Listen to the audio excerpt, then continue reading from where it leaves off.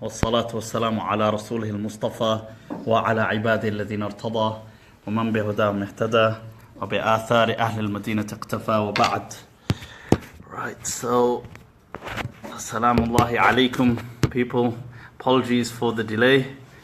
Kind of, I think, given the day, time, bit unavoidable, inevitable. So okay, let's take some of these questions. I've got this going live as well, so I don't know if but I'll focus on the questions. Some that people have already submitted, haven't they? So go on then, fire away with them. So the first question that we have is that of free will and predestination, and what are the points, additions that are laid out in Islamic doctrine, and then could you conclude on where you lie within that? Free will. Free will, alright. This is it, huh? Not a familiar face, I'm just thinking. Crime Watch? There's just thinking a familiar face there. Right, so oh, you are from Birmingham. Alright, that explains. Right, so this is, to start off with, it's one of the most, it's not really a startup question, one of the most complicated questions that you could ever ask within any discipline, especially religion. How do we explain predetermination and then in light of free will, in light of, you add into the equation the omnipotence and the omniscience of Allah, and how does all of that, how do you live that? So it's not simple. People previously have struggled massively with this question, and the general kind of understanding that you have in textbooks, is it, this is my reading of it, a lot of the time it's almost a bit of gymnastics going on, because people don't know how to explain. So how can you explain that? Just look at the complexity of what you're asking. You're asking, how can God be all, I know this ties into the other kind of theodicy question as well, but how can God be all powerful, all willing, and you have free will, which clashes with the free will of the divine, and you can cause harm, and he can choose to ignore it, and he can still instruct that it doesn't happen. And so all these kind of things, how does any of it make sense then? What is the purpose of, so there's a lot of huge ramifications. I don't think I can just simply say, well, all these people came and struggled for, even pre-Islam, but with Islam, Islamic theologians, and then here's the answer. But what I would say is that in our recent times, we have maybe somewhat of a, I don't know if it's a clearer, but maybe a step towards the answer. We're probably a step more closer to clarity than they were, in light of things like science and quantum physics, and taking a look at things like this. They actually offer a certain explanation through the laws of physics. So you could see, those of you here that are familiar with things like the quantum eraser, the delayed choice kind of experiment, things like this. I explained this on my Monday nights with Mufti, this one just gone, so you can watch that for more detail. But otherwise you can just YouTube it, just look up things like the double slit experiment, how that works, and then the delayed quantum eraser choice, and how, in a very brief nutshell, the quantum world upon observation collapses. Those of you probably know that. Anybody here studying physics? Okay, so right here, what's your name? My name's Adrian. Adrian! Rocky. Adrian, no! Right, so Adrian's got it right there. Right, so the thing is, as you know, upon observation, the quantum world kind of collapses in its operation. Now, there's different interpretations to that, the Copenhagen interpretation or the multiverse theory. But the point is, they've actually done experiments to see that even with a delayed choice of observing what's going on, it happens to rewrite itself. I mean, you can just go on YouTube and watch the things that, obviously this is in the quantum world we're talking about, not in, to us, we wouldn't be able to observe this, like we're using apparatus and using things like when photons are emitted and they record it, so they're recording it but they're choosing not to observe it, or they're not sure whether it will get observed. I mean, they'll explain it in detail. The main thing is that once you choose to know, it actually rewrites itself. And that sounds crazy, but I mean, if you watch it, the delayed choice experiment, and you start to see that, oh, so it's really weird. But time-space, as you're familiar with things like, obviously Einstein had explained, time-space is one. It's not the way people had perceived them as separate phenomenon. But time-space is not how we have been imagining it. And multiple things are perhaps occurring, definitely at a quantum level, simultaneously. And upon choice, one of them is manifesting. Now that is, sounds crazy, but this is actually tested data. It's not something that, they just... So it brings us a step closer to understanding when scholars had explained that all things are a potential, but which one manifests is what you eventually choose to do. So the way I explain predestination is like a computer game, a video game. So you could say, well, the game had to have been designed and all potentiality had to have been designed. So whether you clock the game, or you die in level 1, or you decide to take this route or that route, or you get to stage 3, or you get extra powers along the way, or whatever you do had to have been a potential. There had to have been options. But where you get to is up to the ability and the capacity of the player. So you can't change the whole game all of a sudden, but you can get to different levels. What manifests is your ability. And in a similar, obviously not identical, but in a similar way, we believe that Allah would know, God through His infinite knowledge would know the choice, but you have free will. That is, in my understanding, the best way to look at this. I know people have taken other approaches that we are just absolutely fixed. Now, I know we are fixed in certain things, predetermination, even biologically, your genes, DNA, determine certain things that you will always do. But you can have interventions. So a good example is like saying being left-handed. And who's left-handed here? See, legends, left-handed people. So the thing is, you see now, for example, that is biological, being right-handed or left-handed, but it already sets a trajectory. I mean, they say 10% of the people are left-handed, yet almost over 50% of significant people are always left-handed, like people who become leaders, rulers, disproportionate. I mean, are they pre-wired with certain capacities to think in different ways? I mean, so yes, a certain level of biology has been predetermined by your DNA. So we're not saying that predetermination doesn't, but there can be interventions. People can change, they can enhance. So these are complicated questions, I think, but we do have, some people just had this understanding of we are fixed. Kullun musayyir lima khuliqa. And they use that kind of hadith to say, well, everybody's just fixed.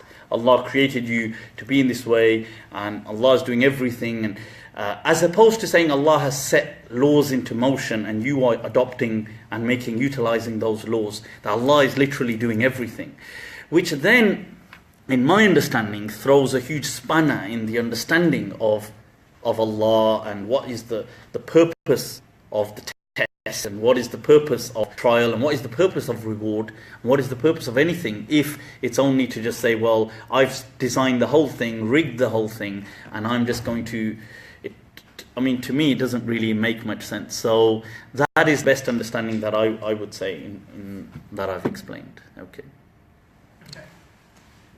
Now, next question. Moving on from that drastically to... Look at that, starting off, moving away from child's play. going to the existence of God. I just stand and drink. Would you say, is it possible to hold belief in God through reason and intellect alone, as opposed to using religious experience? And then a follow-up question to that, as soon as you've answered that, is that... Are you predetermining the questions as you're going along? Okay. Sort of. Can you define what is religious experience as well? What qualifies us? The day I'll have one, I'll let you know. The thing is that, you see, that's an interesting question, because I think truths are only really known through reason. That's my understanding. That it is through reason we arrive at whatever our understanding of truths are. Obviously, you've got the whole... I know, those of you who's studying philosophy here. Nobody? Philosophy. Look at that. Philosoph right here in our midst.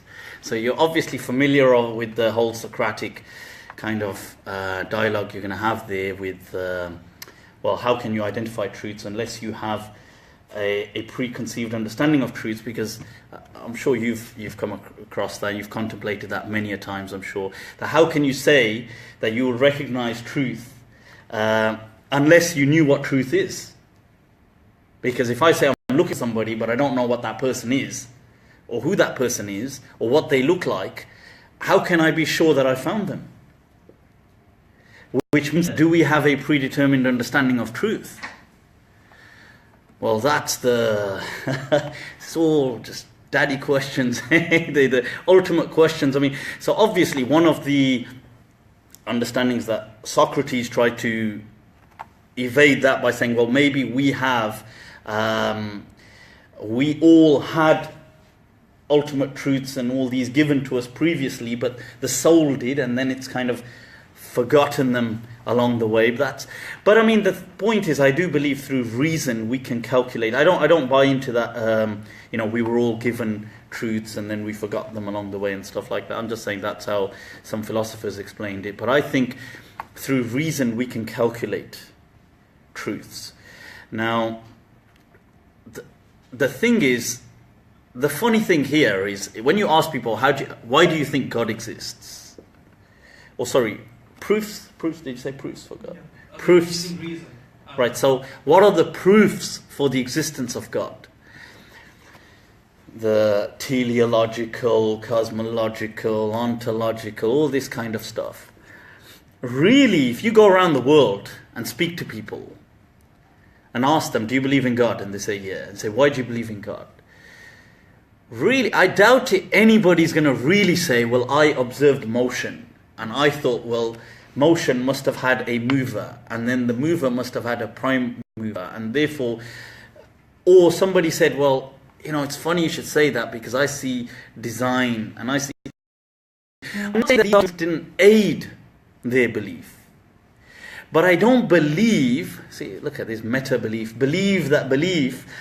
I don't believe that they would say that their faith was a direct result of these arguments. These things were supplements. Okay, so they supplemented their faith. I don't think they were the cause. The genesis of faith didn't occur as a result of these mental arguments. I think the reason people actually believe is because they feel that they experience something. I do accept that is, I think, the fundamental reason what leads to the genesis, the birth of faith in people, that they feel that they experience God. Whatever that means, experiencing, whatever it means, but they experience, whether you mean the connection or whether you mean the intervention, whether you mean the divine help from God, or whether you mean that God looked out for you, or whatever it is, that this is why most people around the world believe in God. Then they find, they give definition to that through reason.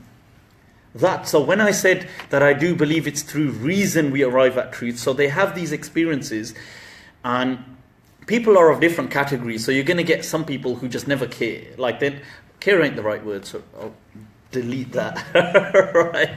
Some people who they're not really a proper thinking, analyzing people. So they just go through life.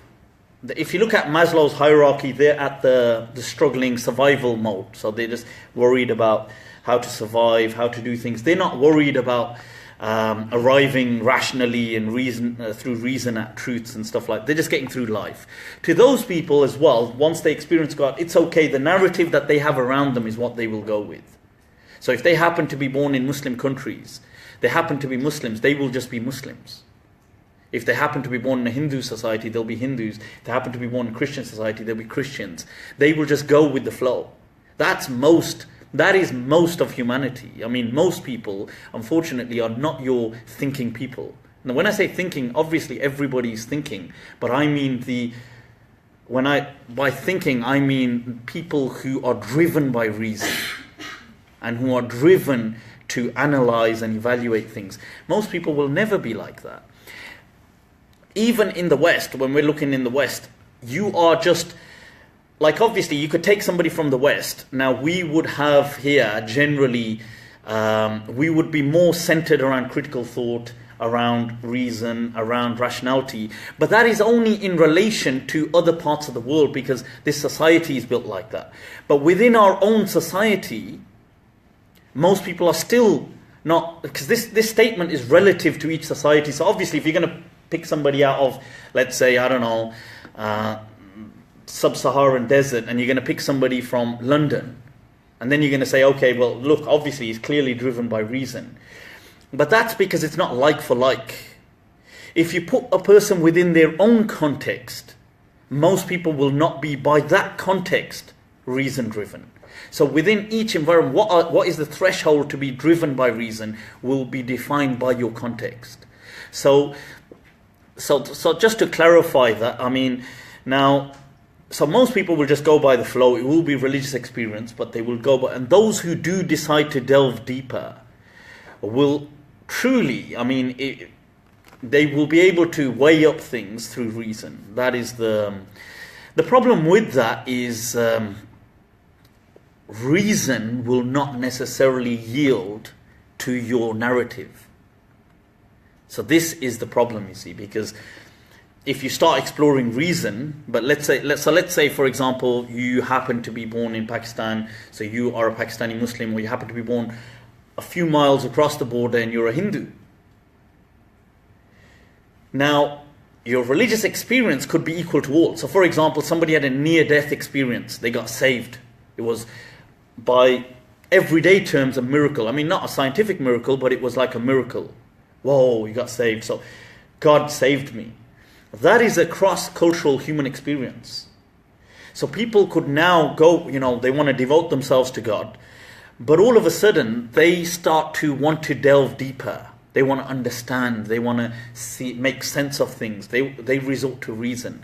The problem here, I say problem, but the thing here is that reason may not correlate with your general narrative of what you find yourself in. Whatever religion that is, it may not. So there will be struggles. So this is why a lot of, ironically, although religion, I believe Islam is firmly built upon reason, as people like Imam Ghazali clearly writes in his Qanun al-Ta'wil that وَبِالْعَقْلِ يُعْرَفُ صِدْقَ الشَّرْعِ, that the truth of the Sharia is only known through the intellect and reason.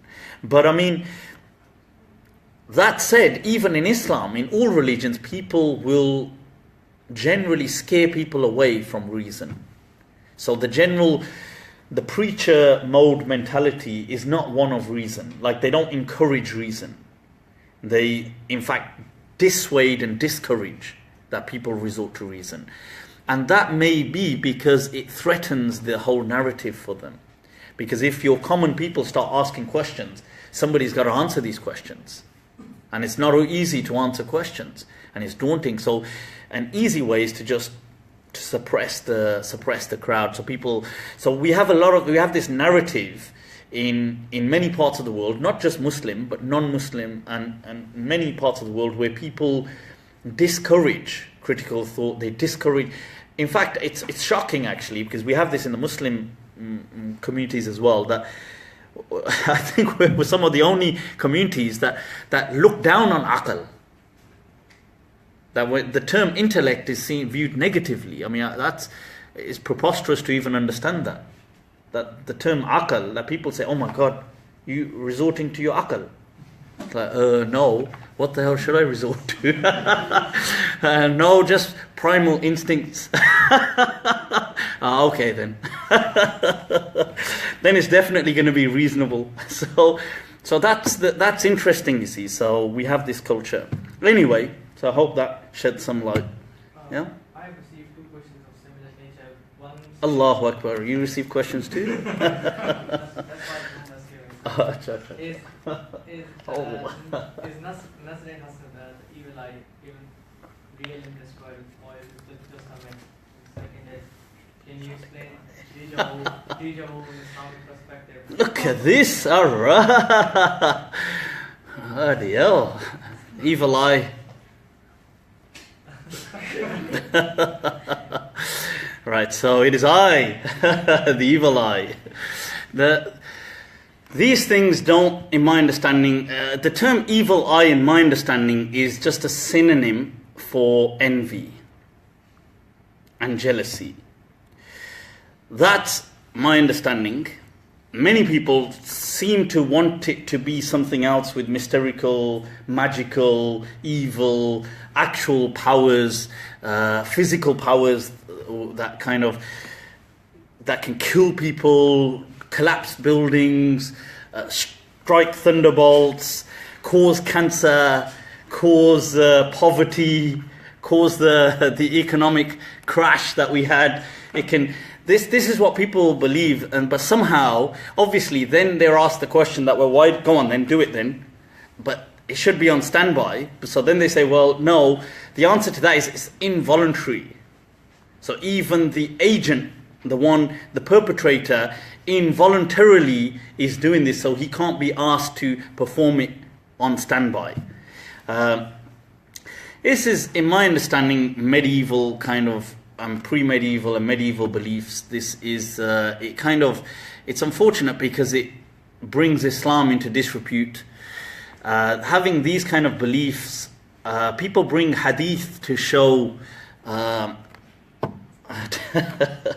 to show the evidence for things like evil eye. Now, see, the thing is, the hadith they bring, al-aynu haq. Okay, this, first of all, nobody is denying, there's no problem in understanding this, because al-ayn just means envy. Or it means jealousy. And when the Prophet ﷺ said that it is haq and you should beware of it, he was speaking about what we call, and Imam Shatibi has a whole section on this, what we call, a lot of angry faces on there. Evil eye. Sorry, just for my... Right, so all those angry faces, you're going to get some The thing is that this is what we call i'tibar al-ma'al. Well, Imam Shatibi and many people say, in terms of its consequences, it is a reality.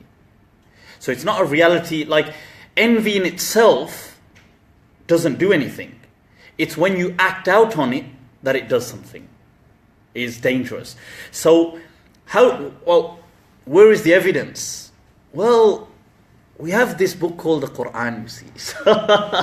So if you look at Surah Al-Falaq, and Allah says, قُلْ أَعُوذُ بِرَبِّ الْفَلَقِ, and this is teaching you to seek refuge, مِنْ شَرِّ مَا خَلَقَ, and that you seek refuge from the bad, evil that has been created, or the bad that has been created. And it goes on. And it says, وَمِنْ شَرِّ حَاسِدٍ إِذَا حَسَدٍ, and I seek protection from the envy of the person when he's being envious. I mean, tell me, what person being envious doesn't harm you? Like, if I'm burning in my heart right now, I'm seeing this guy just looking so chill, just thinking, managing to daydream. I'm thinking, bloody hell, why can't I do that? So I'm just burning in my heart right now. That's not going to harm you. He's saying it is. It's not going to harm you, right? So you nodded like that, but don't worry about it. That was just my evil eye just affecting your... The thing is, so, you see, but what's going to harm you? Why are you seeking refuge in a redundant act then? Is this redundant? What, is Allah teaching you a redundant act? He's not, because you aren't... When people get envious and jealous, most people don't just sit there and philosophize or say, oh, I'm really jealous. Most people do something, whether it's fully thought through or not, but they do something. They harm those people. They maliciously want to see those people suffering. They want to see them kind of devoid of these blessings or luxuries or whatever it is. And many crimes are hate crimes, are committed out of, I mean, you get hate crimes which are done also out of kind of fear, but you get hate crimes out of jealousy as well. You get, right throughout the world, countless crimes are done out of jealousy. Huge part, just look right through, especially other parts of the world. People will destroy things, you'll get people, they'll damage other people's vehicles, damage their properties, damage people, murder, throw acid in the faces of people. All this kind of stuff goes on out of jealousy. They just can't take that they don't have something and somebody else has it. So this is what you are seeking refuge from.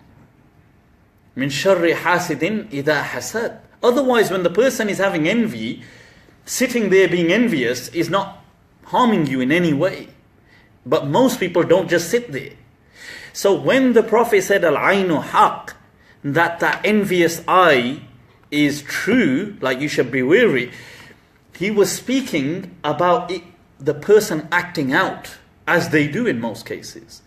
So that explains, and people bring this, they bring, you see, you have to remember the things that will be truly authoritative are from the Quran or from the Sunnah, clear, conclusive evidence.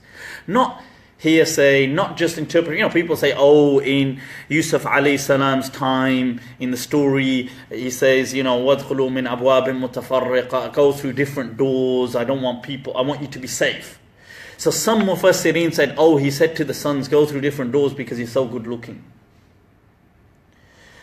I mean, that doesn't say that in the Quran. Some person said it, okay, it was his interpretation. Most likely, you go in as a crowd, you're foreigners, you might get, picked on, people might see you as a threat, they might kind of dislike you immediately. There's a number of ways of interpreting why he was telling his sons, when you go into the king's palace, don't all go in as a crowd, like kind of disperse and go in.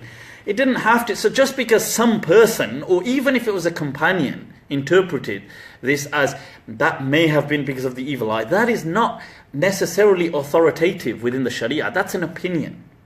I'm not saying nobody has this opinion, that evil eye, I actually began by saying many people believe it's an actual thing that causes wizardry and does things like this. But that's not proven, and it's actually not only does this clash with reason, with science, I believe it clashes with the faith, and it causes a world culture, a Muslim world culture of superstition. You get ridiculous, dumb things being said. People go, oh my God, I gave evil eye to my child, now my child is like this. It's like, what the hell is wrong with you? Oh my God, I can't even, I've had people say, I can't even appreciate little things in life, like, because I might give it the evil eye. So the people who reference hadith for these, are those fake hadith or hadith? Okay, right, the thing is, there are many hadith which are weak. So the things like the hadith that the eye has sent many people to the grave and things like this, that is not an established hadith. But there are sahih hadith to do with the evil eye. But what I'm trying to say is the evil eye here, when the Prophet is saying beware of the evil eye, or he's saying that the eye has a reality to it, the evil eye has a reality to it, what he is talking about is envy. So as long as you understand that, there's no issue. That's cool. Any? Alright. Look at that. Sorry, I'm just getting distracted there. So, You know, as you do. in stories, we hear a lot of stories. Go on then, tell us one. YouTube videos like Jin Possession and the Ghost Possession sort of stories. Jin. Okay. Yeah. I thought who's Jen? I was going to say who's she? So are all of these stories just misunderstanding mental health conditions like such? Jin possession is the thing is that I've done a lengthy thing, so I don't want to just go to my Facebook wall. No, it's in my saved videos as well. I did a whole thing on demonic possessions. Did it just about 2 weeks ago, I think. Yeah, last week. I did it last week. See, time, space, it's relative, people. I've got no idea. So the thing is, right, so these things, there is no, jinns do not possess people, right? Contrary to what we'd like to believe. I say like to because I do believe that this is subconsciously people's... there's many reasons. In there I go into many great detail. I do very simply ask people, why do you believe in demonic possessions? Is this is it a textual belief? Is it a rational belief? Is it an experiential belief? How did you arrive? An epistemological question, right? How do you arrive at this knowledge that jinns possess people? Is it through the scripture? The scripture actually seems to oppose this belief, because in the scripture you find in Surah Ibrahim verse 22 that on the day of judgment Shaitan, the Satan, will say that, look, to people that, you know, لَمَّا قُضِيَ الْأَمْرِ, that when everything's decided, and he will say that what I don't do anything to إِنَّمَا دَعَوْتُكُمْ insinuated, made something look enticing. You're the ones who did it. فَلَا تَلُومُونِي وَلُومُوا أَنفُسَكُمْ. Don't blame me, blame yourselves. Why are you blaming me? I had no power over you. This is the devil saying, I had no power over you. You did everything you did. Now, then you have several hadith which read me where the Prophet said, you know, all praise be to Allah, who never gave the devil any powers beyond enticement and insinuation. Nothing beyond that. Now you're saying no, that the jinn actually come in, demons come in, they possess you, take over, make you act out, make you do things, you go into seizures and twerk a muscle or whatever and do all these kind of things every so often. The point is, look, so you ask, well, what is the purpose of this? First of all, I mean, arriving at how do you... There isn't a single Sahih hadith in the entire literature that is inconclusively Sahih or authentic that speaks of demonic possessions. So it's not textual, and the texts seem to contradict it. So okay, is it rational? Now it seems irrational because we have taklif, we have liability, right? As human beings, we are liable for your actions. Now, if the demons can possess you, if these devils can possess you, then the question is, surely some must be more skilled than others, like human beings. Some human beings are more skilled than others. So when a demon has possessed an individual, according... Thanks, bro. Don't worry about it. So the thing is, right, according to the experts of demonology, I mean the Muslim experts, right, they say that, oh, look, I think, you know what? I'm getting some vibes from you, bro. I think you might be possessed. So, going by this, the person himself, for a period of time, for an X period of time, did not know that he was possessed. True? This happens with most cases. So, we accept that demons can possess people without being detected. True? Now, surely jinns must vary in caliber and quality and skill sets and stuff like this. So there must be some jinns who can go throughout, you know, the whole possession lifetime remaining normal. So they make the human appear normal. Because the jinn, like a good thief, is the one who doesn't get caught. Isn't it? So I mean, so obviously it's only the dumb jinns and the low set kind of ones that are a bit retarded, they get caught. The other ones are a bit intelligent, they've evolved, so they're going to obviously bypass all of these things. So now, that means, how can anybody be responsible for punishment? Like all the serial killers, the rapists, the burglars, the terrorists are probably just possessed human beings. How do you know? Like, how do you know? Like, you would never know. Because the jinn never let the person know. So, it's not his fault. He's just a really good guy that just got possessed. You ask them, what is the purpose of a jinn, a demon possessing somebody? They say, to cause mischief, right? Mischief. Anyway, to cause problems and crises and stuff like this. So you think, well, what is the dumb mischief that is caused by just, going into catatonic seizures?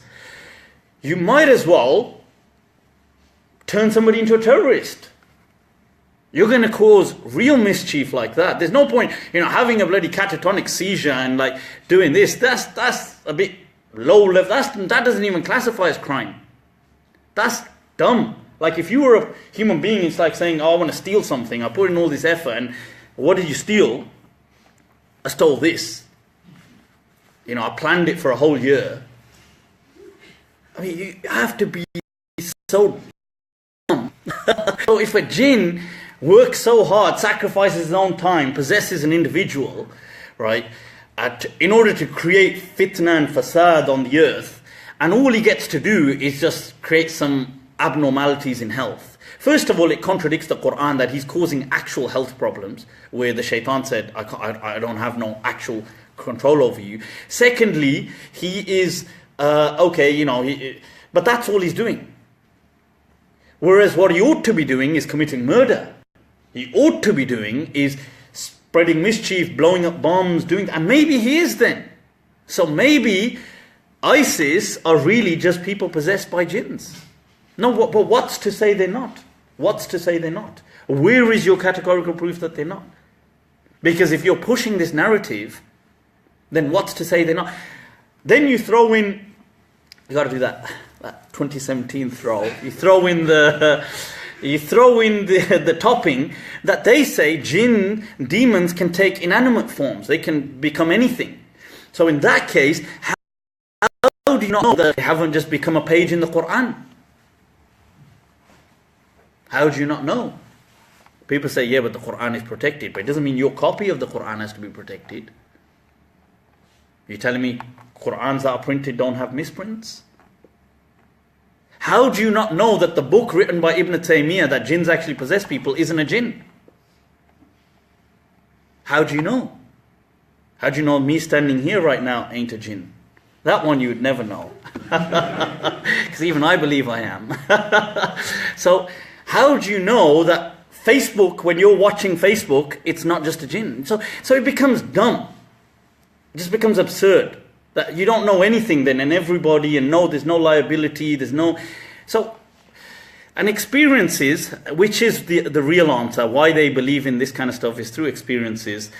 Well, the truth is, look, you're not being fair. Because if you want to really believe in experiences, then you have to honor everybody's experiences, not just your own. You can't have inconsistencies and bigotry and double standards. So why do you deny reincarnation? Why do you deny Hindu miracles? You wouldn't even entertain them for a second. Not even a second you wouldn't entertain. I could show you reports of millions of people, millions, at the very least hundreds of thousands of people claiming to have eyewitnessed miracles, actual unscientific miracles at the hands of certain Swami Hindus. Yes, rejected within a second. Are they not people like you? Do they not have experiences like you? So now you decide to resort to reason. You say, but it's unscientific. So exactly, so it's bigotry, it's hypocrisy, it's double standards. Anything you want to believe is always true. So then you might as well just say, look, everything I already believe is always the haqq, the truth, and anything anybody else believes, and that's your compass of going through life. But that's not the truth. So So this is why I say that the most important thing is consistency. Having consistent. And these narratives are just folklore. They're just very medieval. Na'am. Thank you. Just after I had for coming over to the venue. Away from Oh, shukran, mashallah. Thank you for realizing. I've only been here a little while. Away from creation temporarily to the creator. Allah. Practical that we can take. Go on, man. Very often we go through day-to-day kind of life, work, being a student, etc., in our roles, various roles that we have. Allah, God, seems to be this kind of distant kind of other. Any practical tips that you can give us that in a way that we can start to see Allah in a more in a more present kind of real way, so it affects everything that we do positively, like our worship and how we go about being a Muslim. Damn. How can we come to get closer to God? I don't know if I can answer that one. That I don't know. I mean, the thing is, look, it's a personal journey, and people will go through this journey at their own level. To some people, this may just be an experiential thing. To some people, it may be a thing built on reason and driven by reason. So for them, getting closer is coming to understand. I would say, I mean, to me, one of the things I find mesmerizing is coming to learn about things like the cosmos, coming to learn about the quantum world. And I feel that these things, the kind of, just the meticulous, just the amazing, awe-striking nature to these things. And I actually think that one verse in the Quran, that he said that you will find his signs, that وَفِي الْآفَاقِ, that you will find these ayat وَفِي الْآفَاقِ, that in, and people said this was the horizons, and there's nothing wrong with this saying this is the horizons, but my understanding, that was the cosmos. وَفِي أَنفُسِكُمْ, and then Allah draws from there, He brings you right back. And people said, oh, in yourselves at a physiological nature. But I think it was deeper than that. It was at a quantum nature, at a quantum level. That once you go from that and you conquer the understanding of the laws and the nature of the cosmos right into the world at a quantum level, Allah then says, يَتَبَيَّنَ لَكُمْ أَنَّهُ الْحَقِّ. It will then become manifest to you that it was the truth. That to me is, but I mean to other people it's not about, like I said, people are different. So to some people they don't want, they want to live very simple lives and they just want worship, rituals, things like this. The hadith encourages dua. The hadith says dua is the kind of marrow, I mean it's the marrow it's the inner core, the kernel of worship and of meaning, in that sense, of religious kind of meaning. So it's true that having that connection where you pray, and by pray I don't mean salah, I mean making dua. But it's an individual journey, so I can't really provide more of an address than that. So I hope inshallah it's meaningful. Na'am. If you have any questions, by the way, fire away, don't worry about it. Look at that. I wasn't serious when I said that. No, go on. Wa alaikum assalam. I just want to ask about hadith about Dajjal. Is that Dajjal? Yeah, is that textual hadith or contextual? Which means actually we don't have to see that kind of creature in front of us, and it's just implied. See, that is an interesting one that I don't know if I know the answer. The thing is, there is a mention of this Al-Masih al-Dajjal in the Ahadith. Was this Masih al-Dajjal something that the Prophet ﷺ was speaking about allegorically as a metaphor? Was he speaking about him as an actual individual? I don't know. I don't know if I could conclusively say either, but I would probably be more inclined to understanding a metaphorical thing as opposed to a physical. But I'm not. The thing is that, you see, there's a thing that I think that some parts of Muslim culture have become almost hijacked by an apocalyptic worldview, that we are driven by the apocalypse. Everything is about doomsday and what will lead up to doomsday. And it becomes all about, what are the signs of this and the day of judgment and what is this and people are like this and oh my God. And then it just becomes all about death. It becomes very morbid. And I actually feel that is quite dangerous. And I feel that if you look into the scriptures, you can find that if you're looking for it. So it's in psychology, we call it confirmation bias. If you're looking for a particular view, you will find it. So if you look into scriptures, you will find this kind of hadith, this text, these verses. But if you are looking for optimism, you will find that. So there's a hadith in Sahih Muslim where the Prophet said that, if it was the apocalypse, if it was the world's end right now, إِذَا قَامَتِ الْقِيَامَةِ, if this was it, he said, إِذَا أَتَتْكُمُ السَّاعَةِ, if the final hour was here, the whole world is ending. This is the whole world ending, people. Right, so imagine. And the Prophet said, and you are eating, and you've picked up a morsel to eat. He said, then carry on eating.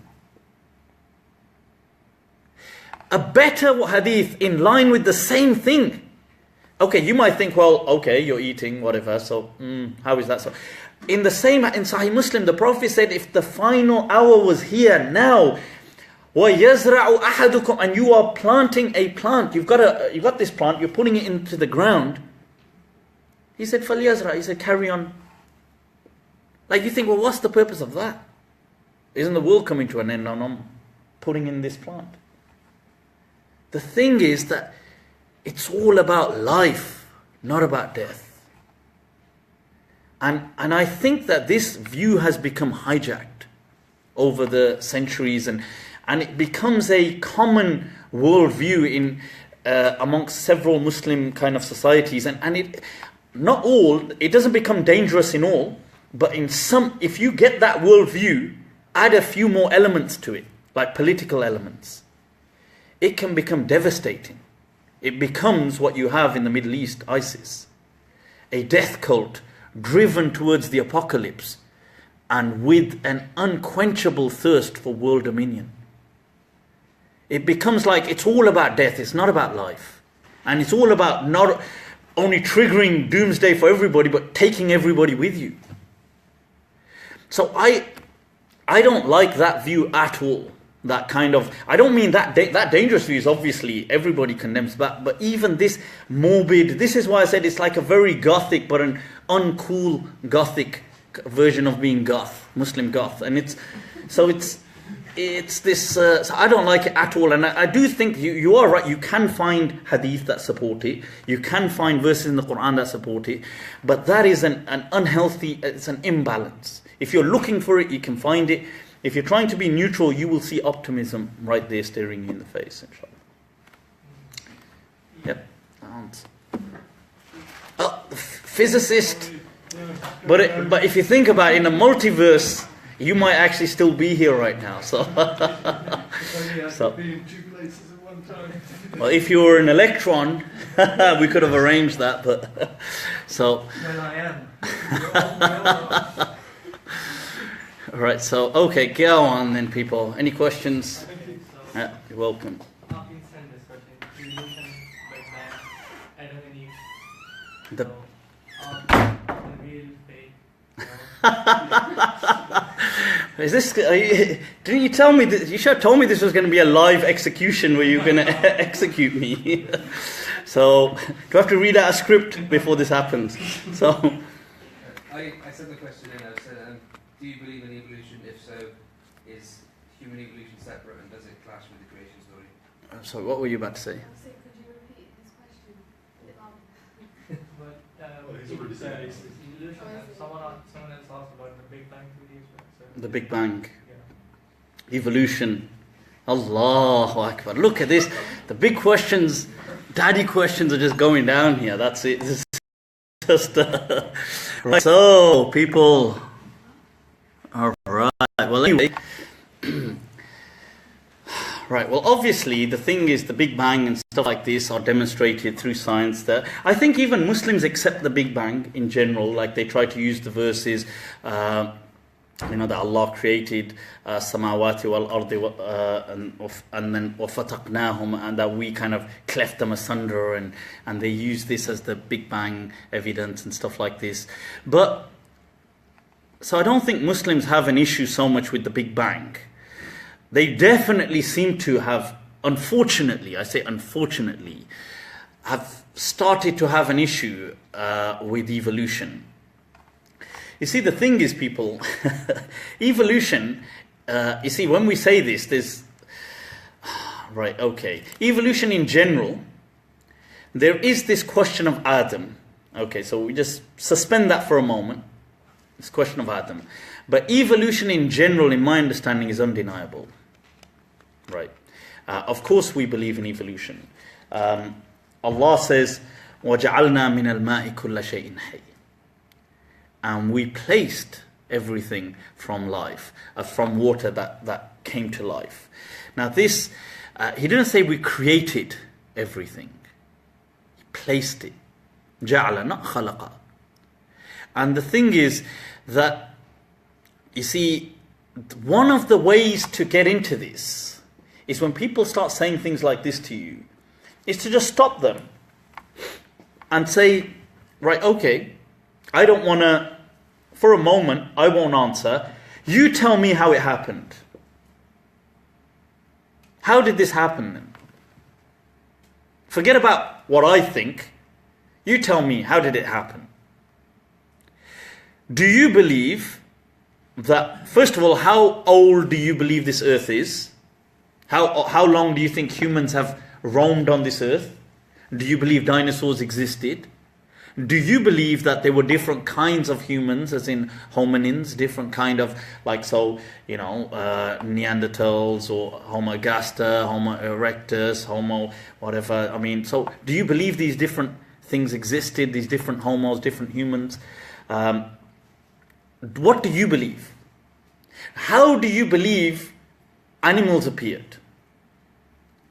So, do you believe that one day there were no elephants and then there were just elephants? Next day there were no camels and there were just camels running around. The next day there was nothing and then there was just a bunch of rabbits here. Shockingly, many Muslims say, yeah, that's what I believe. You think, all right, right. So let me get this right.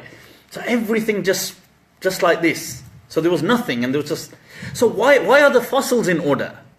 According to the... they say, how do you disprove evolution? Just, one of the famous scientists said, well, it's quite simple really. Just bring me the fossils of a rabbit in any Precambrian era. It would just throw the whole evolution theory out the window. Like, if everything's just going to pop up anyway, why does it have to pop up in order? Tell me... Today, evolution, most of it, the evidence is for... And people, do you know that... people are still trying to refute Darwin. Okay, it was 150 years ago. Today, evolution, most of it is based on DNA and genetic finding.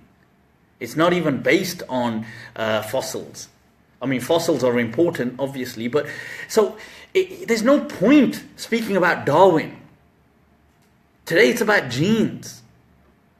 Right, so tell me, if everything popped into just existence, what was the purpose of the Big Bang and the cosmos being whatever 14 point whatever billion years old? What was the point of that? Why not just have everything pop into existence straight away? Like, well, that was done 14 billion years ago. Oh no, but the earth is only... People say the earth... where we get influenced by... This is where one of the times we should not be following Christian evangelics on this. The Young Earth movement from America, these Muslims, they are just reiterating the Young Earth Project movement. You read their dialogues, it's just the Young Earth kind of evangelics. It's just their stuff. Why are we following them? Like all of a sudden, some Muslims have decided to place themselves on the other side of science. Why? We've never done this historically. Even the Catholic Church today accepts evolution. But okay, evangelic Christians, especially in the South, in America, they don't. But Muslims seem to, for unnecessary reasons, just have placed themselves anti-science. Like science is somehow some kufric kind of thing. It's not. Yeah, everything you're doing in this world right now, this whole system, everything is through these same scientific discoveries. How can you be denying these things? Like they are coming to you through the same field. Like you're saying, well, oh no, well, I don't accept. And believing things like 99.9% of all creatures that have existed are extinct today. Are extinct. Over 99% of all creatures that have been on this earth are extinct. I mean, obviously we've got ton-loads of creatures, but the ones that have existed are extinct. So if you put them all together, what we've got today is less than 1% of what lived ever on this earth. So if God just popped them all into creation, and this obviously had to have been a short span of time, because what's the point of having so long if we're just all, just popping in? One day there's no horses, next day there's horses, one day there's no elephants, next day there's elephants. Why are they related, by the way? Why is the whale a mammal? It's one of its closest living land and relatives is the hippo. Why are there vestiges? Why have we got certain things which, But anyway, my point of saying this is that we need to truly understand that we shouldn't place ourselves. This is, in my understanding, the hadith of the Prophet ﷺ, that you will follow the Jews and the Christians. When he's condemning this, he said you will follow them, even if they go into a hole, you'll run into the hole after them. People say, oh, he was talking about dress. Dumb interpretation. Dress. Are you bloody stupid? Dress. This was what the Prophet was worried about. Dress. How are you going to dress? The Prophet himself wore a Roman thobe when he went to Tabuk. That's ridiculous. It's the most dumb thing. I'd give it a proper word if I wasn't being recorded and I wasn't live and in front of you people. I'd resort to my usual profanity. But the thing is, it's so ridiculous. The Prophet ﷺ was talking about how you will, in my understanding, two key things. One, that many of you will end up institutionalizing the religion the way they institutionalized it. The institutionalization of anything is always the death of it. And today, all major religions are institutionalized, including Islam. It's all about, once something becomes institutionalized, it's all about power, control, spread. It's all about maintaining order. It's not about the individual anymore. And so he was talking about that and things like this, about all of a sudden refusing reason, refusing things like this, that they will, that they just become blind with certain things. You will follow them even though they have scripture, and you shouldn't do that. So we should not place ourselves anti-science. That doesn't mean we won't struggle with certain things. Look, let me give you an example. There have been several ulama. There was there were several people from the Ottoman times. There was a Sheikh Hussein Jisr. There was several other people. There was what's his name? There were quite a few, including Jamaluddin al-Afghani and other people that had at that time, who were contemporaries of Darwin. that had said, who actually visited Oxford, Jamaluddin Afghani visited Oxford, and he read The Origin of Species, and he said, well, this is nothing new. He said, what's so special about this? He said, Muslims have believed stuff like this all along, except we say Adam was a miracle. He said, beyond that, we see no problem with this. This was 150 years ago. Did you know that certain Ottoman textbooks that were taught in the Madaris were actually teaching the theory of evolution? Alongside the other theories. This was sanctioned by the Ottoman state. You see, because of our disconnect today with Muslim history, and then because of the colonial era that went by, and our kind of sheer hatred for the West, anything that's come from there, we've just by default always rejected it. And this is something that I feel is going to land Muslims, not yet, it already has begun, but in decades to come, land Muslims in huge embarrassments.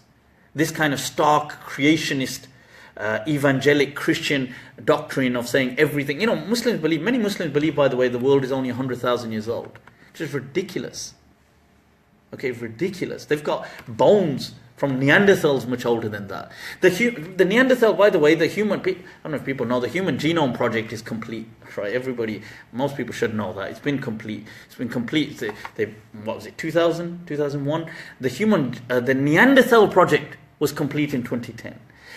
We share, 99.7% of our genes with Neanderthals. Not 100%. We are not Neanderthals. Okay, they are distinct species.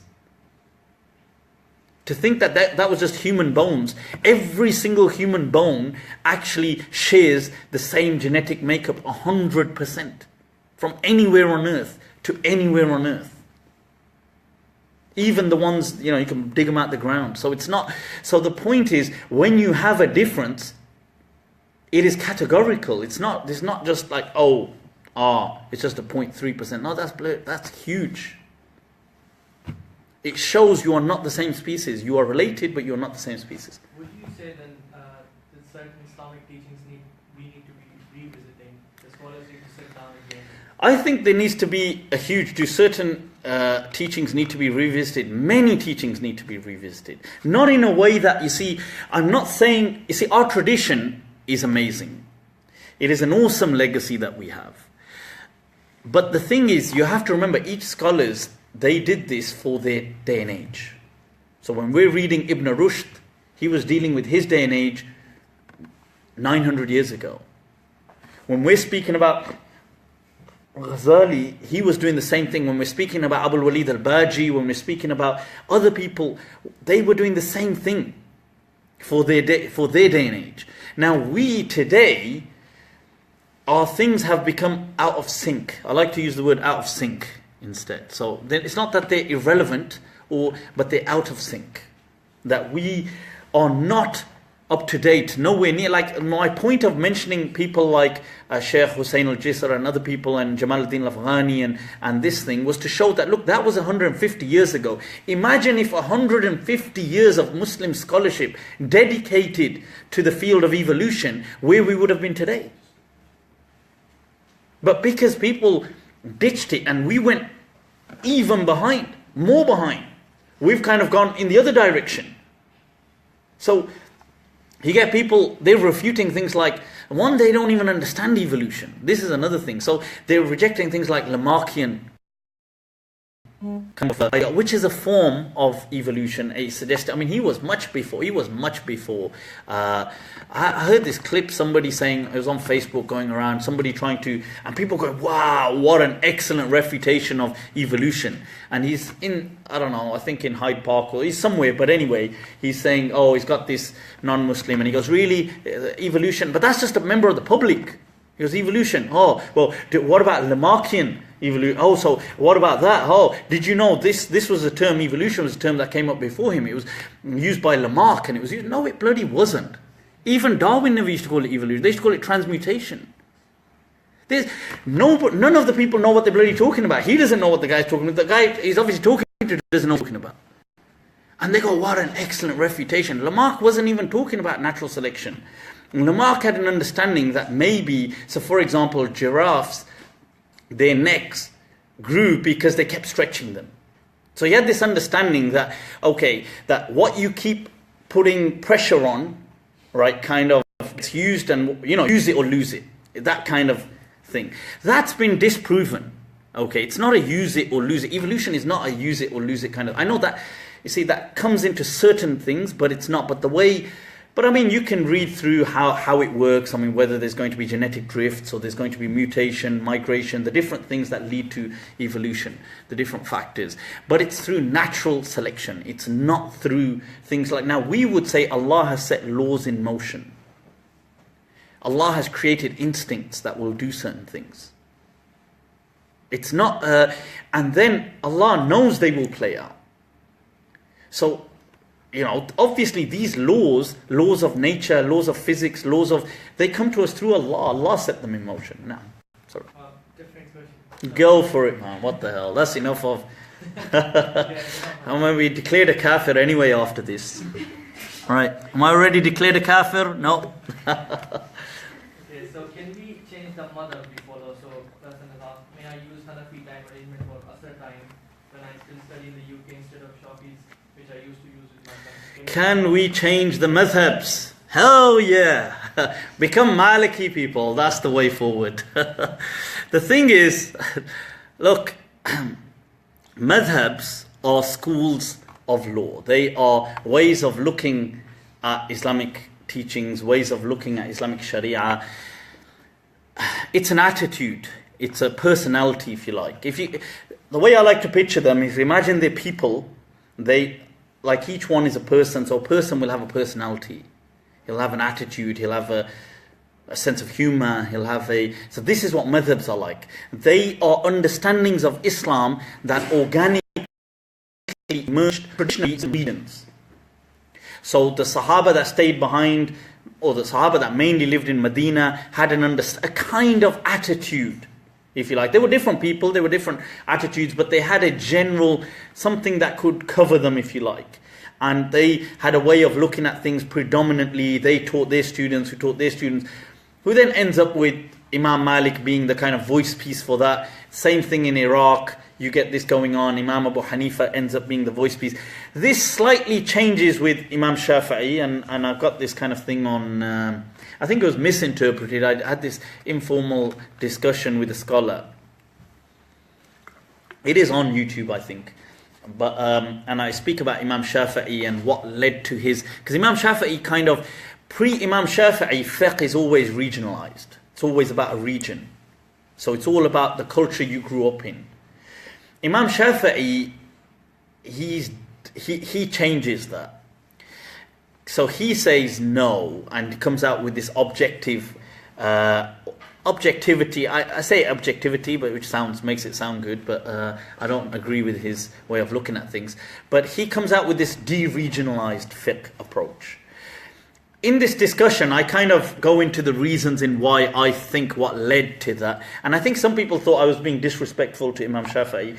That wasn't what I was trying to do. I was just trying to show the human element in saying that why Imam Shafi'i, he goes from a regional approach, where he's all about Imam Malik being the legend. And he goes to, and stays like that several years whilst in Iraq. But when he travels to Egypt, which happens to be run by the Maliki at the time, when I say run, as in the major Maliki kind of people are there, he all of a sudden has this aversion to Maliki fiqh. And then all of a sudden an aversion to all regionalized fiqh. And what could have been, if we get into his mind going on, and that was because he had no allegiance and wasn't representative of any region. So what do you do when you're not part of any region? And everybody is all about regions, and that's how things have been. So he then came up with this understanding. I don't know if he was the first person, but he became popularly the first person to say, well, look, let's just call to hadith. If the chain is sahih, it becomes the authority, not your region. So, and I know that sounds in some ways nice, but the thing is that you have to remember this regional fiqh was also based on transmission back to the Prophet. It wasn't just something they were conjuring up. So, but to them, Sahih Hadith a chain being valid was not an authority necessarily. So Imam Malik said that having this culture, so Imam Malik was really big on the thing of Medina, and he said having this 1,000 from 1,000 transmitting how the Prophet do things is much more beloved to me than you bringing one chain on one chain. And Imam Malik's words were that one-on-one will snatch the deen from in front of you. Those were his words. فَإِنَّ الْوَاحِدَ عَنْ وَاحِدِ يَنْزِعُ الدِّينَ مِنْ بَيْنِ يَدَيْكَ. Will snatch the deen away from you. And it was all about trust. So Imam Malik differentiated between hadith and sunnah. He said this is a hadith, a sahih hadith, but the sunnah is what is lived and understood here. So now following a madhhab, obviously you see this is how they emerged, then they got locked down. So obviously then the whole world started becoming cosmopolitan and all this, and so but the fiqh that was preserved got locked in. And based on that flavor or attitude, people started to add more and add more. So do we have to follow one? We don't have to follow one. It doesn't, because obviously you're only mandated by what Allah told you to do. Allah doesn't say, hey, you must choose a madhhab. But a madhhab is a way of understanding the sharia. It would be virtually, in my understanding, impossible or inconceivable is a better word, to have a good understanding of Islam, of the Islamic legal rulings, without having studied a madhhab. It's like saying the only way you can understand this, through my analogy, is if you're an alien. And you got a picture being an alien, right? And so you've come to Earth, and you've been sent here to learn the legal system. So what are the first questions? What's the first question? So you're an alien, you've come here. What's your first question? You've got to learn the legal system. No? Look at this. Everybody's just daydreaming in this. Right, so what's the first question? What's the first question? Go on then. So eager to answer. Say that again. There's plenty of lawyers. What? Sorry? Which person? Any person. Right, okay, the first question would be, well, the legal system of which country? So somebody sent you here to learn about law. So your first question is the legal of what country? So imagine somebody said, yeah, just learn them all. I don't want to get into the ins and outs of which country. I'm not interested in nationalism. I just want to know the legal system. Come back to our planet once you've learnt law. See, this is the conundrum of saying, oh, I just want to learn Islam, I don't want to learn madhabs. Because we send you to this planet, we got to just learn law and come back. But you've only got a finite time. So you're not like one of these super aliens that can do everything. But you only got a finite time and you got to learn law. So you say, wait a minute, there's actually a fallacy here because law isn't actually just one thing. Law is actually a manifestation in different countries in different ways. And some can be entirely opposite. So the law in Afghanistan is very different to the law in London and in the UK. But the person says, look, I don't want to know. Oh, you're getting into ethnography again and nationalism and politics. I just want to learn law. I've just sent you to learn law, come back. So how do you learn law? So okay, one way you could do it is you pick a nation state, you learn its law, then you learn how to contrast it with other laws. That is how you understand Islam. So this thing of, do we need to follow madhabs, is like that. It's a misleading question in the sense you don't need to. Okay, most Muslims that don't, when I say most Muslims, I mean all Muslims. So majority of the Muslims do not pray or do not do anything like this. Yeah, so that's the majority, probably like over 90% of the Muslims worldwide probably don't pray or don't do anything like that, do they? So the outright majority, I would probably think 95% of Muslims worldwide don't pray. I don't mean like a one-off prayer, but they don't pray and don't do stuff like that. Now, to those people, fiqh is a bit irrelevant. So to the outright majority of the Muslims, fiqh worldwide doesn't really, they probably haven't even heard of the word fiqh, except nowadays through the internet they've come across it. So, because they don't really pray, they probably keep Ramadan. Most Muslims, I think, do fast Ramadan, but they don't usually pray, and many Muslims do perform the Hajj once in their lifetime. So, on a daily basis, their interaction with Islam is not legal. So they don't really, they only do rites of passage. When a child is born, they do the aqiqah, which ironically is not Islamic. Right? The aqiqah is actually a pagan practice that the Muslims just, Islam condoned only. But the point is, the aqiqah, they do the aqiqah, then they, nikah, okay, so they want to know, okay, that talaq, they want to know inheritance, they might want to know now, as a bit of a culture about want to be Islamic with inheritance. So these things are usually Islamic. And dress, which is dumb because it doesn't really fall into the legal system ruling thing. But okay, you can get rulings, you will get rulings on it, but it's not really part of the core legal, it's part of what the adds on as a kind of an annex to it. But anyway, they don't really, so let's say Kitab al-Salah, they're not really interested, so most Muslims will never fall into this issue of do I need to follow madhhab, because they don't really learn Islam to that depth. They've just naturally been taught it according to one madhhab. They don't even know what a madhhab is, but when they went to mosque as a kid, they were taught this is how you pray, and they've just learnt it like that. They don't know any, they might see somebody praying different, and then they get a bit curious, and somebody says, there's different ways of doing things. They just go, okay. And that's reconciled. So, but the question is for that 5% perhaps, or those Muslims who do consider themselves, I don't know how you define yourself practicing, but let's say I would define practicing as somebody who probably prays and does these things and takes an active, keen interest in the deen. So that's my understanding of whatever, when somebody says they're practicing, that they actively or have a keen interest about Islam. Like as in learning about it and doing stuff like that. For those Muslims, this becomes an issue then. Do I need to follow a madhhab? Well, but you don't, see, it's not an obligation, but it's your common sense way of learning about Islam.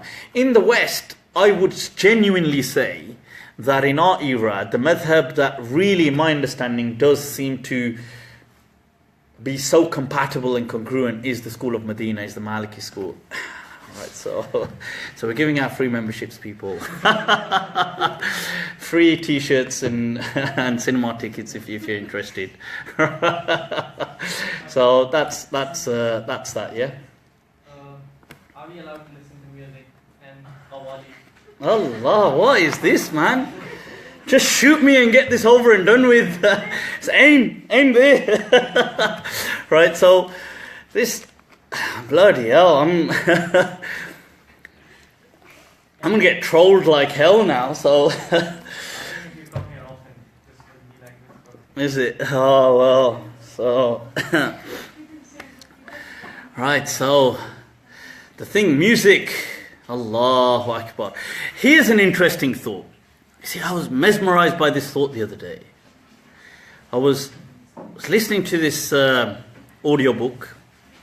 But anyway, and he said something which I think, obviously, I may have probably come across it in different ways before, but it just hit me.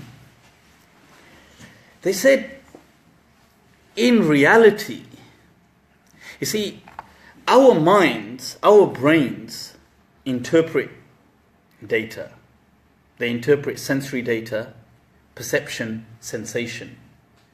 We don't read things or interpret them the way they actually are. We feel vibrations, right? And the brain interprets them as sounds. We feel vibrations and we interpret them as sounds. We see the electric waves and things like this, electromagnetic field, we interpret them differently. We're seeing, we will see colors. We will, you might taste something, bite something, and you will be told, your brain will interpret that this was sweet, this was sour, this was spicy, this was, your brain is interpreting this. Yeah? You might smell something, little whatever things impacting the olfactory senses, which are interpreting this smell to be woody or spicy or whatever. In reality, the universe is actually colorless, soundless, odorless, It is insipid, it has no taste, and it is silent. That is a fact. Yet it's so unreal. That is a fact, people, that the world, the universe is entirely silent. And it is colorless. There is no color. This is just light reflecting in different ways. Think about that. That's bloody... Now so we've answered the age-old question of if a tree falls in the forest and nobody's there to hear it, does it make a sound? The answer is no, because it just sends off vibrations. Unless those vibrations are picked up and interpreted by a brain to be a sound, then it's just vibration. It's just waves. There is no sound. So what is it? So the thing is, look, in my understanding, okay, the thing about music is I have to at some point do a detailed video. Like make a music video on it. And I hope you guys are going to share it and make me famous with it. The thing is, no, I have to do a video on music at some point. Because it's difficult, because you've got to set the scene. You see, just getting into this, you've got to set the scene for it. And you've got to explain a lot of things. But in essence, just to kind of get to the kind of like default essential stuff, you have to understand something, and that is, how is religion understood by people? What you might call the ontology of religion. What is the nature of religion as understood? And I mean by religion here, religion with a capital R. With a what, sorry? Capital. Do you understand what I mean? Like with a capital R. At least he's honest. He's nodding his head like, yeah. Hell, even I don't understand what I'm on about. What? Explain to me what I'm on about. Because, see, the fact that I'm making my sense, that's my argument to my psychiatrist. So please help me. Tell me I'm right. So the thing is, you see, religions with a capital R, all religions, in general religion, okay, maybe not all, but generally how we understand religions, when we think of religion, without going into the detail of religion, without going into the details of Islam or Christianity or Judaism or Hinduism, without going into it, let's just zoom out. Religion with a capital R carries certain connotations with it. It has messages with it. When you think of religion, do you think of, I don't know, like the ideas that come to your mind? Is it what, like about relaxation? Is it about like sports? Is it about what, like what kind? Exactly, they don't. The ideas that come to your mind when you think of religion are things like sacrifice. Sacrificing, that there will be an element of sacrifice involved. That there will be rituals involved. There will be suffering. That whether it's contemplating suffering but suffering will take this center stage. You know, imagine this is a stage and we're going to put things on there when we think of religion with a capital R. You will put things on there and things you will definitely chuck off this stage. So, I'll tell you, desires. Religion is seen as like it carries the connotation of being opposed to desires. And that may be linked into the sacrifice element. It carries an element of being almost anti-matter. Like, I don't mean anti-matter as in, but in the sense like being opposed to luxuries, opposed not of the world, not interested in the world. The word for it, the term is asceticism, ascetic. Okay, being ascetic like a hermit. You know, like somebody, I don't want to be I know I'm in the world, but I don't want to indulge in the world. These things will take place you will place these on this stage. Am I wrong? When you think of religion altogether, like religion, without even going into what the religion is. Did you raise your hand? No. Okay. Like, I'm being genuine here. So, you will think, so for example, things we're going to chuck off, things we're going to put on. So, commitments, seriousness, we're going to put them on. Humor is interesting because most people will probably chuck it off. But okay, you might leave a bit on, but things like entertainment. See, entertainment ties in with worldliness, being of the world, being indulging in the world. Isn't it? Would you put entertainment on this stage if this was religion? You wouldn't. Your first idea that comes to your mind is entertainment is to do with the world, it's to do with indulging, it's to do with desires, it's to do with not taking things seriously, so you chuck it off. Now the problem is, this is before you've even learnt anything about religion. You already have these ideas of religion. This is your subconscious mindset of religion with a capital R. Now you approach Islam and you think, okay, now let's learn. And you would be incredibly naive to think that this backdrop will not be influencing your perception of Islam.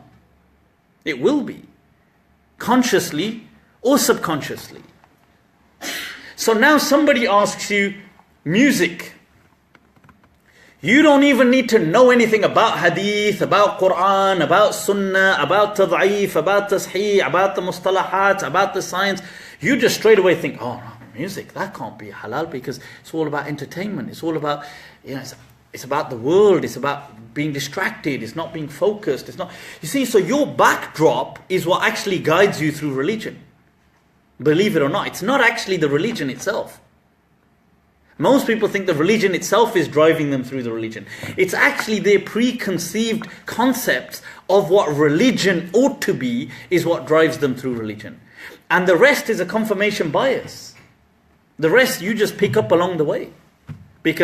So now people think, so imagine there wasn't a single hadith to say music is haram. Imagine there wasn't a single hadith to say music is haram. I guarantee you, within a split second, we could easily make it haram. Just based on the backdrop. Because it's indulgence, entertainment, it's of this world. Oh, another one, look at that, alright, hunt him down, traitor. I'm joking. Wa alaikum salam. Yes. But what about, do you know when the first question, I think you were talking about we have to have some sort of innate truth that you need to know what is the truth?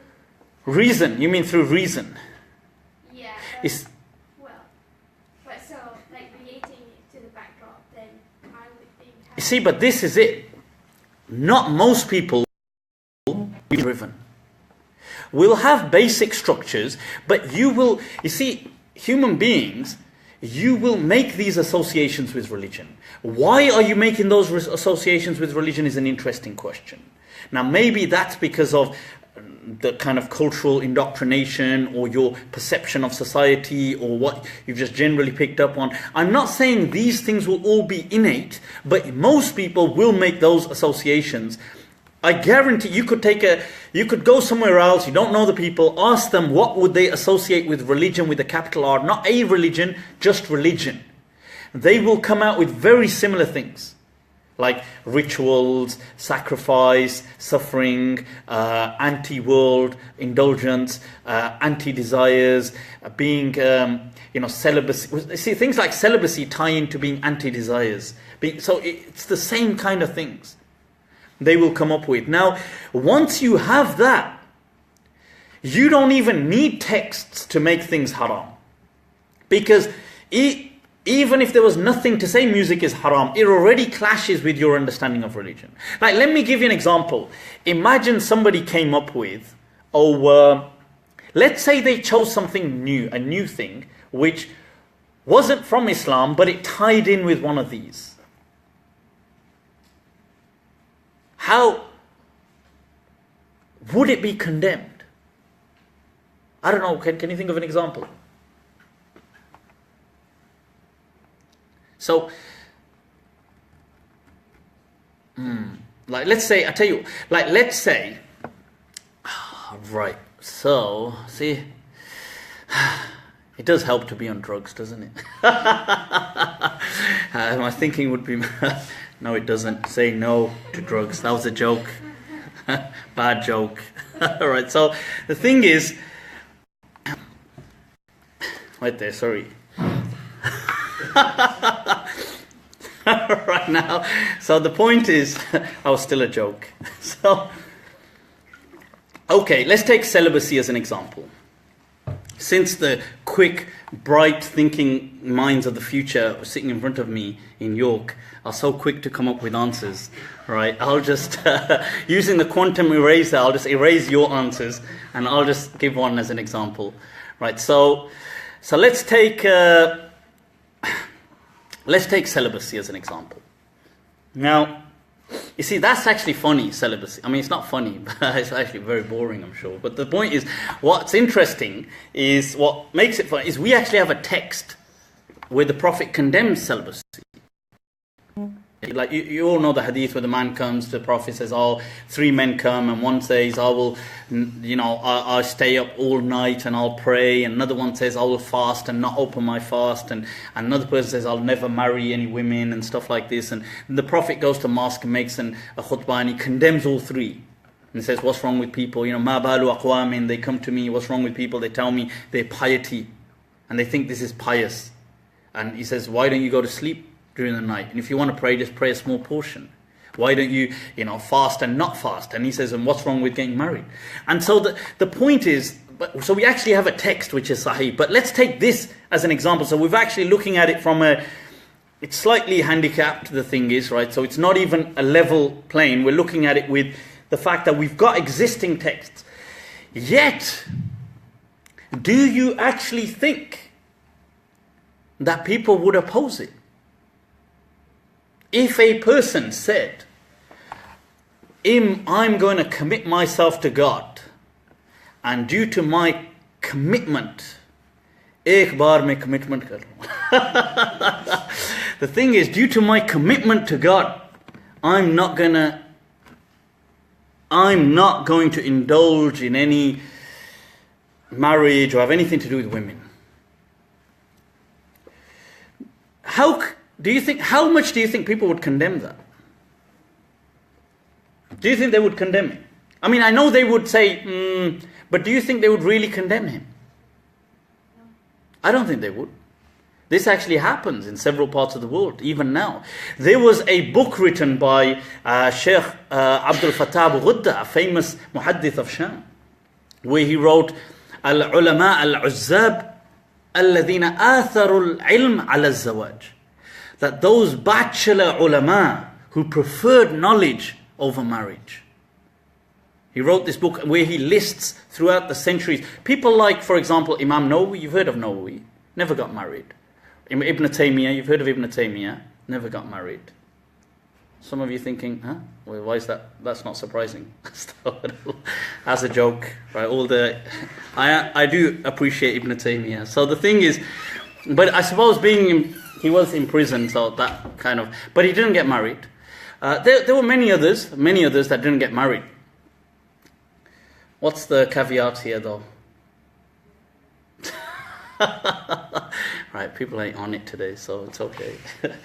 So anyway, so he wrote this book saying those bachelor scholars who preferred ilm over marriage.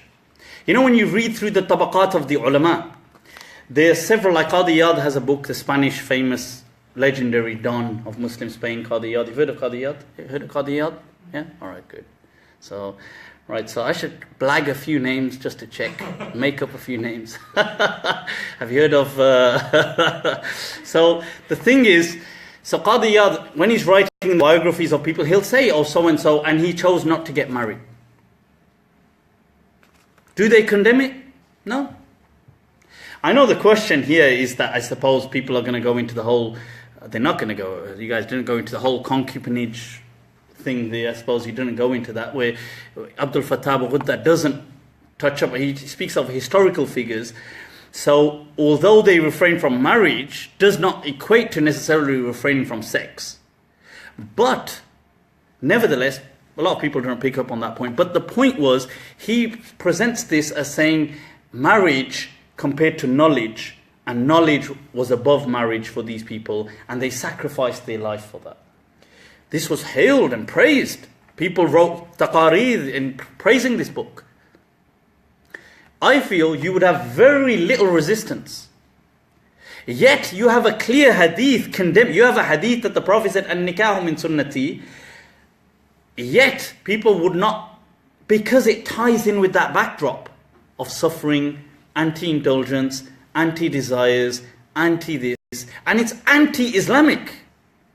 But it doesn't matter because it ties in with this backdrop. Now you take something like music, which actually doesn't have a single sahih hadith condemning it. Sorry, sahih, sarih. I have to add that caveat in there about sarih. It has to be clear, unequivocal. So the hadith in Bukhari that they present says entertainment. Now they interpret entertainment to mean music, but entertainment could mean nightclubs, could mean all kinds of places. It doesn't have to mean music. But they interpret it as music. Ma'azif, it uses the term ma'azif. But the point is that clearly a hadith which says music, and it's sahih and it's sarih. There isn't even one. That is, there's many hadith which about music being haram, but they're either weak or problematized, or there isn't a single clear hadith. So, in my understanding, the default law is everything is permissible unless proven otherwise. That's the law of defaults, right? Law of defaults. Would you agree? I agree. Allahu Akbar. He concurs. The Sheikh of you study in York? Yeah. What are you studying? Psychology. No way. That you doing it. Psychology, that's the thing to study. Right, so anyway, say that. That'll be telling. Right, now I actually did my psychology degree with the OU, with the Open University. Right, so the thing is, now so now you get music, but people will struggle to say music is not haram because of that backdrop. So it's not really because of the evidence. The evidence is just supplement and confirmation bias for their view. But in my understanding, music is not haram because the evidence doesn't support it, and the default law of defaults states that everything is permissible unless proven otherwise. And I'm all about consistency. So now, Does anyone else have any other questions? No? Okay. look at that, Thank you. learned people are learned, inshallah. Look, let me just see if anybody had anything before I just shut this off. What audiobook was this, Mufti? Whoa, there were a few audiobooks. That one was, I think, called a good one I have recommended, although that's not the one I was talking about, is Sapiens, but this one was called Thought Particles. Right, okay. Right, okay, so sign of lack of confidence. Somebody goes, constantly drinking water is a sign of lack of...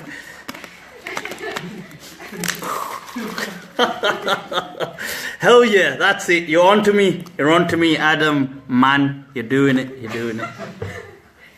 Why the so Western outfit? Right. Well, I did say I was just going to actually wear these two towels. I was going to wrap one round here. But I could only find my really, the glow-in-the-dark green ones. And I thought it might be a hazard on the motorway, so the only other thing I could find was this suit. So, let's see.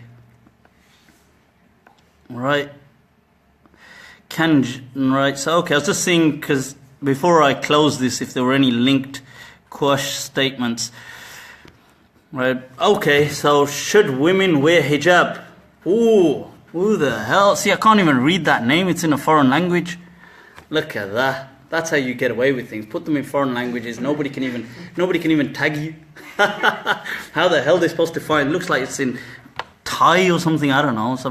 Anyway, hijab is obviously part of the rulings. I'm not going to deny that. You're not going to get that fatwa. But what I would say is that there are categories which are not addressed, and I think this is important. You see, when people say, what is the Sharia all about? What we ironically forget, and this is so strange, that the Sharia has objectives which is, as Imam Shatibi says, not only Islam, but he believes all religions that were revealed for the purpose of these things.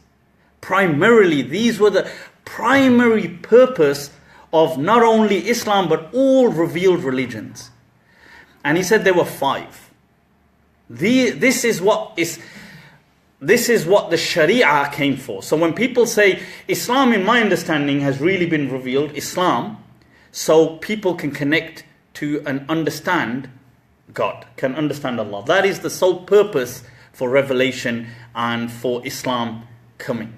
Now, then with it, it brings a law, or it brings rules to help people. They all revolve around these 5. This is the whole purpose for all of them. And that is, what are they, people?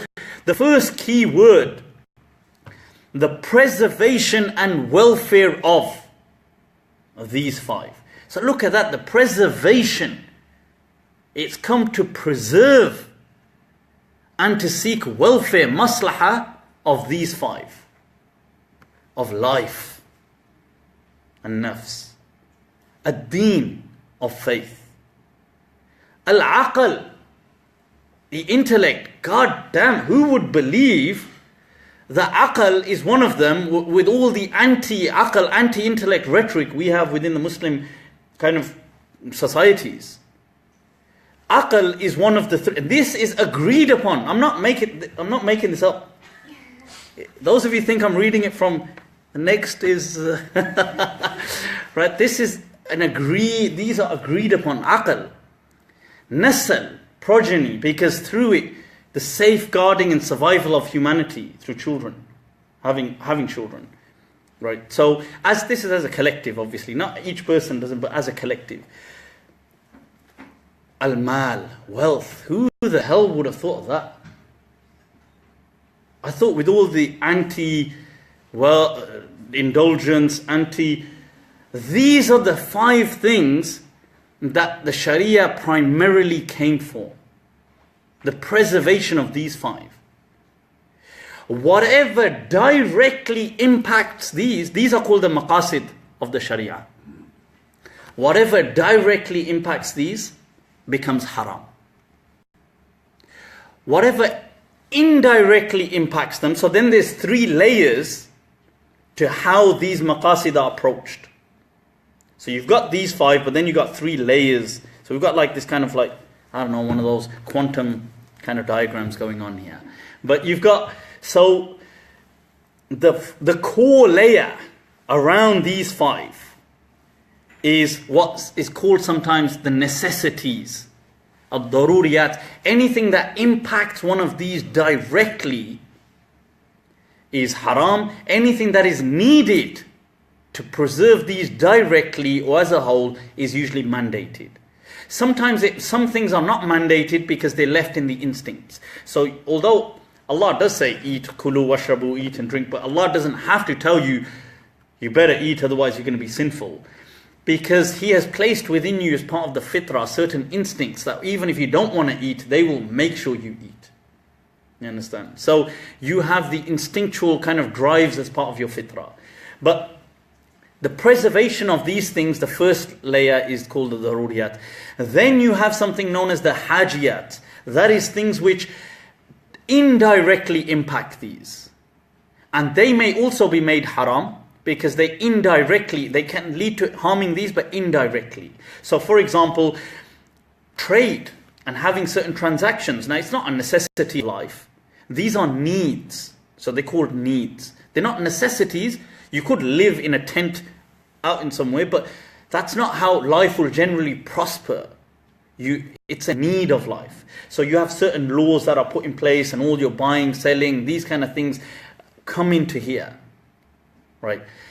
Then you have a third layer, a kind of a decorative layer, which is called tahsiniyat, which is really just to make something the almost like an aesthetic layer. Because tahsin is for something to be good, to look good, to make something look good. So this is the third layer, which in order to kind of propel society towards its sets ideals, so civilizations can kind of boost and they can prosper. It doesn't directly impact or even on any basis impact the core 5 things. But in order for societies to, one, keep these things, but to boost them forward, to propel as a human civilization, you have these rulings. And also as a kind of decor, as a kind of decorative layer to Islam. In that tahsiniyat, you have the ruling of hijab and stuff like this. It actually comes under tahsiniyat. So it is an obligation, but it comes under, so when people treat these things as the daruriyat, like, I'm not saying, you see, by this I'm not trying to belittle, but what I'm trying to do is put things in priority, in order, where they belong. Okay, so according to Sharia, so things like clothing and stuff like this, modesty, these kind of things are important for a society to get by, to be safe, for safeguarding, for stuff like this, but they are in that layer, in the tahsiniyat. Just to kind of give you a very super quick... Just a quick question to that. If a person goes through chemotherapy and loses all her hair... Her? Yeah. It's a her. In relation to the hijab and okay. stuff. So are they still to do this? Because there is a... Cover the hair that's come off. But there isn't anything to cover, so... Are they required to still cover their head? Their head? Yeah. You see, the thing is, I know people will say in the hijab, it's not the hair, they will say it's the head. So they will say, yes, but I thought you were going to ask that, oh, could she wear cosmetics and make the wig and stuff? I thought you were going to ask that, actually. But that would obviously, of course she can. As a link question, and if that would, I'm sure it would help in those situations, so she should do anything that would make her quality of life better. But would she wear the hijab? I mean, the hijab ruling, look, it's still there, but what I'm trying to say is that put things in place, okay? It's not about, if somebody was suffering at that level, right, where their existence is jeopardized, then I would consider it really pathetic for somebody to be questioning their hijab. Okay, because somebody at that level is obviously worried about survival. They don't need to be pestered on questions of, I think you've only got 3 hairs left and they're showing. I mean, that's not how to kind of deal with that situation. That's how you don't deal with things. So it's not about, I would say, look, the rulings obviously may still be there, but look, rulings are in relation to people's lives and what they're going through. If somebody's going through a hard time, then the Sharia understands that. Look, people say, oh, people understand you. Does Allah not understand you is the question. They say, oh yeah, I would understand that. Of course, I mean, I would understand it if it was me. But because it's Allah. So that obviously is placing Allah in as though, it's in my understanding, it's not understanding the essence, not the essence, but it's not understanding Allah. How Allah is like we do. It is that we have the kind of biblic image of God, of the God of Abraham through the Old Testament. A lot of Muslims do have that image of God, the Old Testament God. The vicious, hardcore, kind of like always angry, always about punishment, obsessed with murdering or having people, like wants to see you go through suffering, a lot of people, even a lot of Muslims actually have that understanding of God. I don't know where we've got it from, but presumably through certain things. I know that is the picture that emerges from the Old Testament that they have today of God. But that is not, in my understanding, once again, if you're looking for that, you will find it. But that's not the understanding of Allah, if you're being objective in my understanding. Allah is more merciful than He is about holding people to account. Okay, Allah says, وَمَا يَفْعَلَ اللَّهُ بِعَذَابِكُمْ. What would Allah get? That's a verse of the Quran. What would Allah get out of punishing you? In shakartum, if you are grateful. So, cool. That's pretty much it. Is that it, people? We've all answered the riddles of the universe, clocked it all. Okay, folks, I'll leave you. God damn. Right, I got no idea what you're saying here. So, Mufti, is the translation of nikah zawaj as well as interpretation not out of darura? Right, okay, that's another discussion for another day. I mean, is it out of darura, is it not out of darura? That's an interesting one. I suppose it could be, if you're saying in essence it wouldn't be, because to have children you don't really need to be in a, biologically you don't need to be in a nikah to have children, but Islam then restricts it. But then I suppose traditionally the question will come, did Islam restrict it just to, and I know that's going to open a whole nother can of worms. So okay, let's leave it for now till on the Monday nights, people. Right, alright folks, leave you to it inshallah. Yes, that. Shukran, jazakumullah khair for your patience, putting up with my pathetic jokes. I'll leave you to it. Assalamu alaikum.